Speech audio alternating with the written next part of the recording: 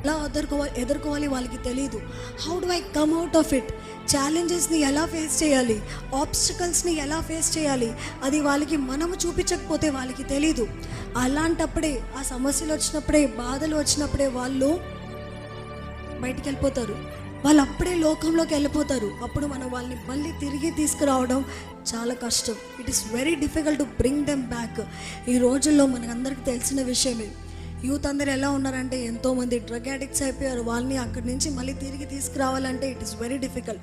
ఒకరిని ప్రేమించారంటే, నేను ఆ అబ్బాయినే చేసుకుంటాను, ఆ అమ్మాయినే చేసుకుంటాను, మీరు చచ్చిపోయినా పర్లేదు, మీరు ఏమైపోయినా పర్లేదు, నేను మాత్రం ఆ అబ్బాయినే చేసుకుంటాను, నేను మాత్రం ఆ అమ్మాయినే చేసుకుంటాను. ఎంతగానో పట్టుదలతో ఉంటున్నారు, ఎంతగానో మొండిగా ఉంటున్నారు. ఎందుకంటే వాళ్ళు ఆ కుటుంబంలో ఎప్పుడూ దేవుని పట్ల భయభక్తిని చూడలేదు.